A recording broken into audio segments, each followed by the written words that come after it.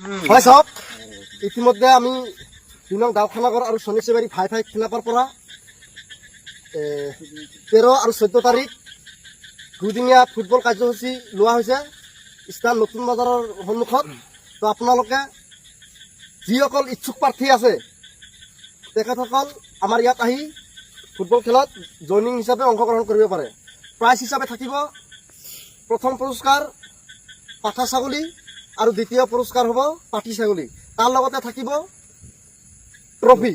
তো আমাৰ ইতিমধ্যে যিখন টাইচিট বিতৰণ কৰা হৈছে তাতে আমাৰ অলপ ভুল হৈছে, ট্ৰফি লিখাত কিবা ভুল হৈছে, ট্ৰফি দিয়া নাছিল। কিন্তু আমি এই ছ'চিয়েল মিডিয়াৰ যোগেদি আপোনালোকক জনাই দিছোঁ পাঠা আৰু পাঠিৰ লগত আৰু ট্ৰফি দিয়া হ'ব।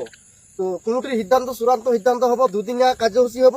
যদি সময় সাপেক্ষে কিবা কাৰণত যদি দুদিনত শেষ কৰিব পৰা নাযায়, পৰৱৰ্তী কোনোদিয়া সিদ্ধান্তৰ মৰ্মে কিবা এটা আলোচনাৰ মাধ্যমেদি ৰাইজৰ মাজত আলোচনা কৰি কিজান এদিন সময় বঢ়াই লোৱাৰ কেপাচিটি থাকিব পাৰে। তো আপোনালোকে এইটো নাভাবিব যে 2 দিন দিছে বুলি 2 দিনতে শেষ কৰিব লাগিব, এইটো কোনো কথা নহয়।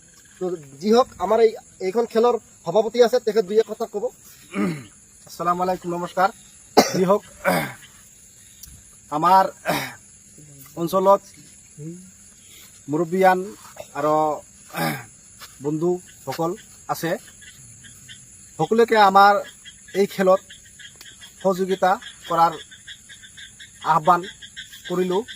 আৰু যিবিলাক দল বাহিৰৰ পৰা আহিব, এই দলকেইটাক আমি আমাৰ এটা অনুৰোধ যে 12টাৰ মোটামুটি আগতে আহিব লাগিব আৰু কি। মোটামুটি আমি 10টা 9:30টাৰ পৰা আমি খেলাটো ষ্টাৰ্ট কৰিম, কিয়নো কিছুমান দল আহে 11টা 1টা 2টাত আহে, এই 5 মিনিট 10 মিনিট খেলাৰ পিছতে ভাল পোৱা নাই খেল অমুক তমুক এইগিলা মানে কৈ থাকে। সেইকাৰণে মোৰ এটা অনুৰোধ, মানে পুৱাতে আহিব আৰু কি।